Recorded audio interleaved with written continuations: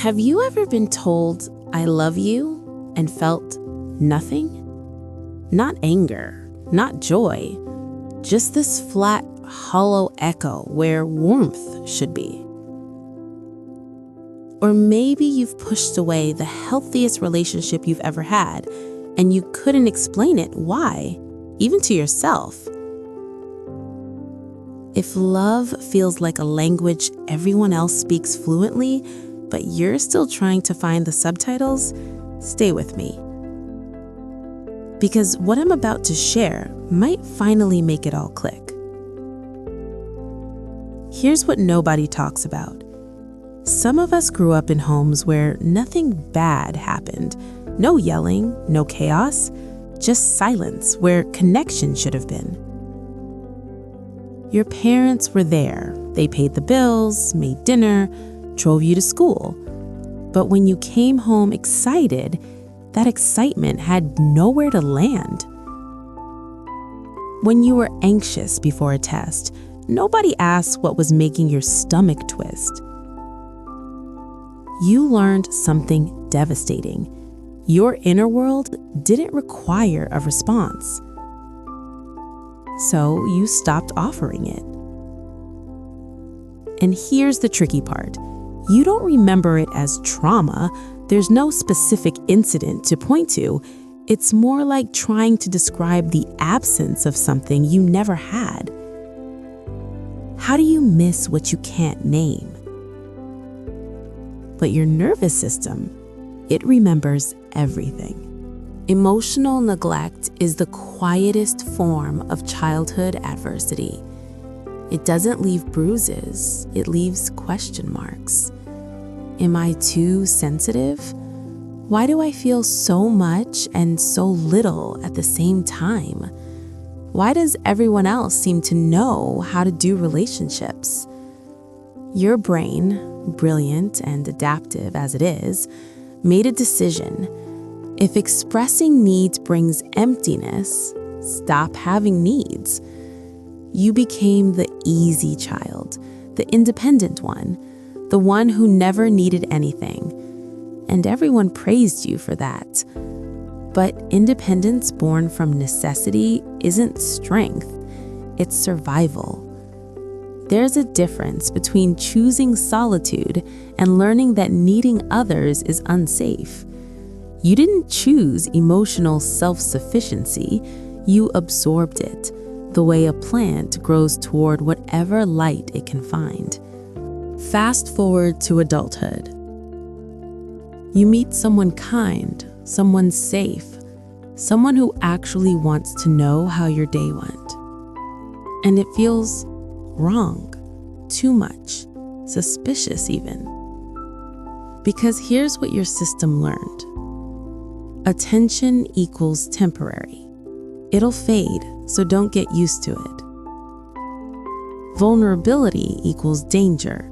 You'll be too much, they'll leave. Asking for support equals burden. You should handle it yourself. So you do 3 things, usually without realizing. Number 1, you choose unavailable people.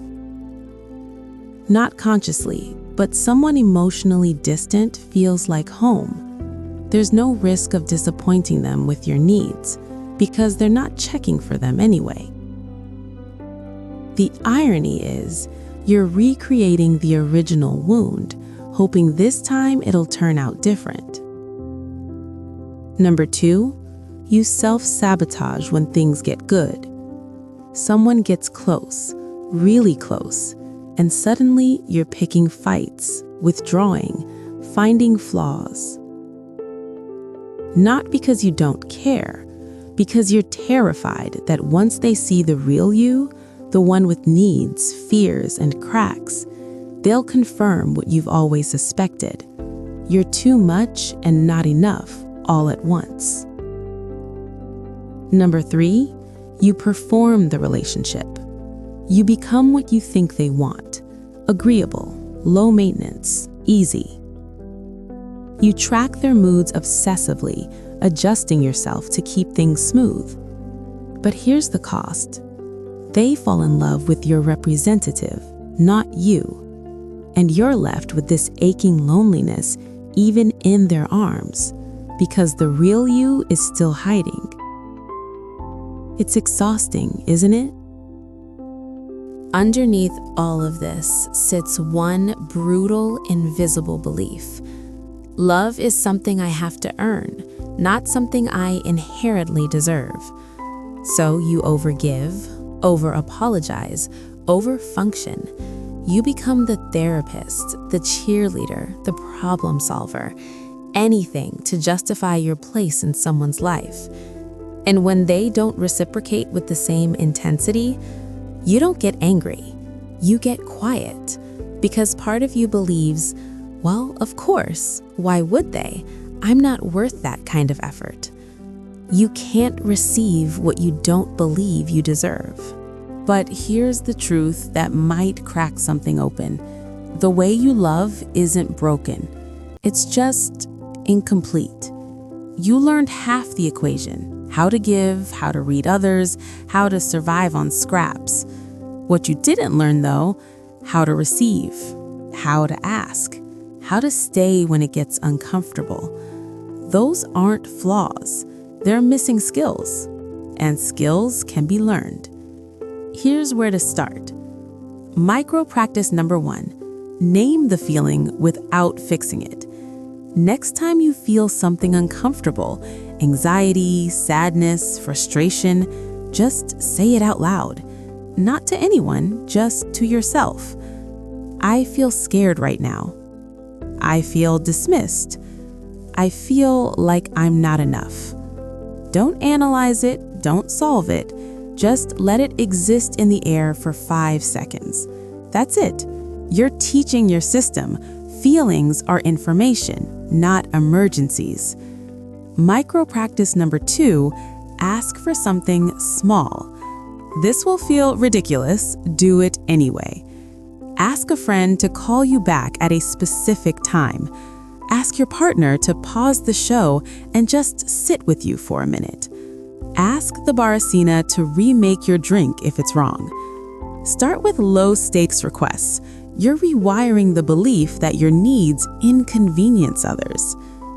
Micro practice number 3, notice when you're performing. Catch yourself mid-adjustment. Wait, do I actually want to go to this event, or am I saying yes because I'm afraid of disappointing them? Am I agreeing because I agree, or because disagreeing feels dangerous? You don't have to change your behavior yet. Just notice. Awareness is the first crack in the pattern. Here's what I need you to hear. You weren't neglected because you were unworthy of attention. You were neglected because the people around you didn't have the capacity to meet you. That's not a reflection of your value. It's a reflection of their limitations. And now, you get to reparent those parts of yourself. You get to be the person who finally notices, who finally asks, who finally stays, even when it's hard. This doesn't mean you'll suddenly become comfortable with intimacy overnight. It means you'll start tolerating discomfort in the direction of connection instead of in the direction of isolation. Healing isn't about never feeling alone. It's about learning you can survive closeness. If this resonated, drop a blue heart in the comments. You don't have to explain why. Just let it be a quiet signal. I see you. You're not alone in this. And if you found this helpful, share it with someone who might need to hear it. Sometimes the most powerful thing we can do is let someone know, hey, I get it. Me too. Take care of that tender heart of yours. It's been working so hard for so long. I'll see you in the next one.